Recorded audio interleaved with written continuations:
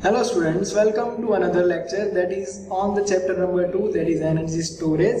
Until now we have seen about the energy storage requirements. Also we saw about all the batteries that can be used in electric vehicle and hybrid electric vehicles. We discussed one biggest disadvantage that batteries has, that is the usage and the range of the battery, and there is a also we have to do the disadvantage of the specific power and specific energy.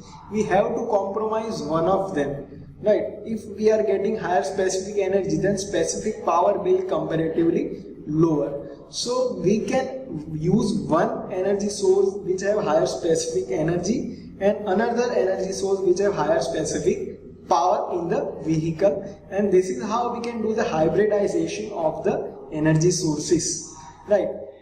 Rather than the batteries, there are two major energy sources that are in under development and that can be used in the vehicle right now as well.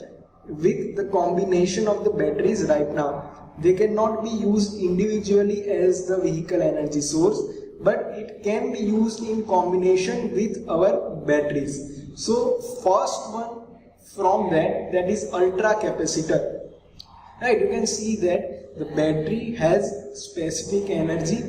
The specific energy is the total amount of the energy an energy storage device holds, right? The batteries have higher specific energy and it can be run for the longer time, so that the range will be higher.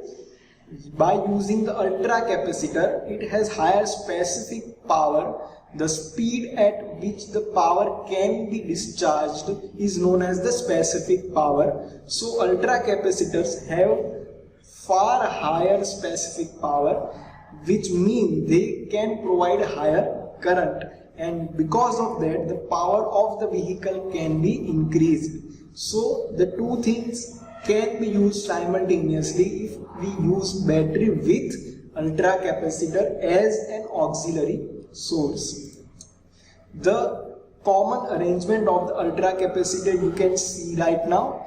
In that you can see that two electrodes are given, and in between them there is matrix electrolyte. That matrix electrolyte is a porous material which allows the movement of the electrons. The electrodes will be of the pure porous carbon, and that porous carbon will be enclosed in a metal foil for both the electrode positive and the negative.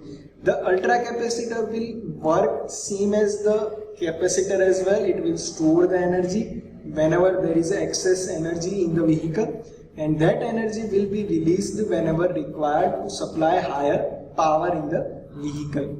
This is another better understanding figure of the ultra capacitor. In the diagram you can see that carbon electrode is placed at positive and negative electrode. The current collector is the metal wrap that is being used to enclose that porous carbon electrode for positive and negative both the electrodes. One porous separator is being obtained so that the electrons can pass through that separator, and it does not allow to short circuit the two electrodes, right? So this is how a simple ultra capacitor can be used. It gets the energy whenever there is a light load, so recharging can be done. The arrangement of the power converter will have to be done properly so that the supply of the current during the charging discharging can be regulated properly. During the light load, battery and ultra capacitor can be recharged. Also during the deceleration, regenerative braking will happen, and at that case we can also recharge the ultra capacitor and battery as well. So according to the requirement, the current will flow in either of the direction or in both the directions simultaneously as well. Here is a small video of the ultra capacitor used in two-wheeler. Only two-wheeler that has been built with the help of the ultra capacitor, that is Nava Racer. You can see here they have used a hybrid battery and ultra capacitor with lithium-ion cells. It has more effective energy management, extending range and lower weight compared to other vehicle, perfect for the urban areas. It has 0.1 kW ultra capacitor pack which weighs only 10 kgs. It reuses 80% energy. Also it has increased efficiency, means a smaller, lighter 9 kWh lithium ion battery pack. Also you can see it has combined range of 150 km but a 300 km urban range if we are not decelerating too much, if we are not doing start-stop idling. Entire battery can be charged up to 80% in just 1 hour.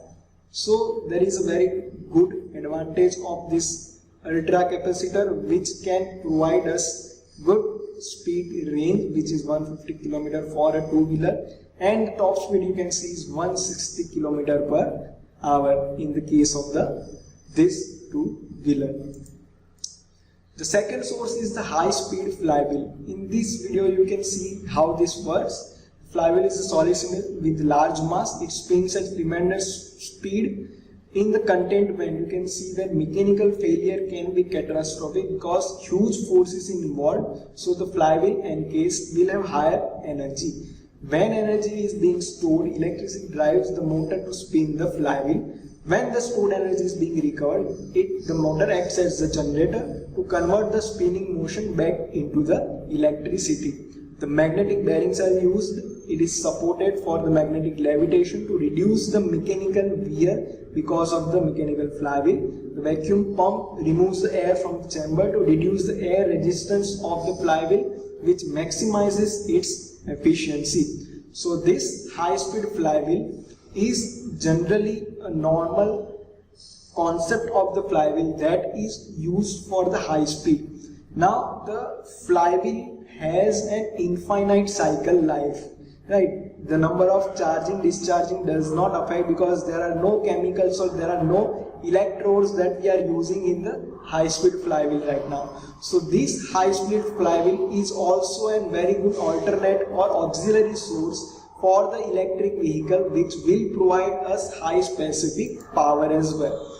This is the simple schematic diagram that we earlier saw in the video as well, that flywheel is enclosed in a casing in which vacuum is created so that air resistance is reduced. The magnetic bearings are used on both the types for the magnetic levitation so that mechanical losses can be reduced. The casing is shown. The permanent magnet brushless machines are used for the rotor and stator, which provides us the electricity during the requirement.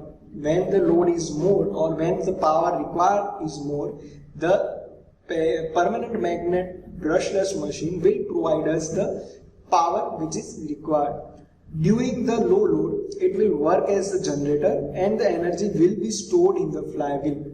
Right, this type of the high speed flywheel can be used in conjunction with our normal vehicle battery, which have higher specific energy. The only disadvantage that a high speed flywheel right now has is that during the accident, if the flywheel is damaged, then it can release a lot of amount of the energy, because in this high speed flywheel the stored energy will be in very high quantity.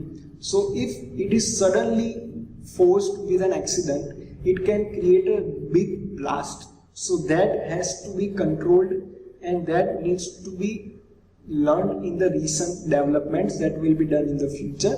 So these are the two sources that are alternate to the batteries and can be used as an auxiliary source for the high power in the case of the electric vehicles right now.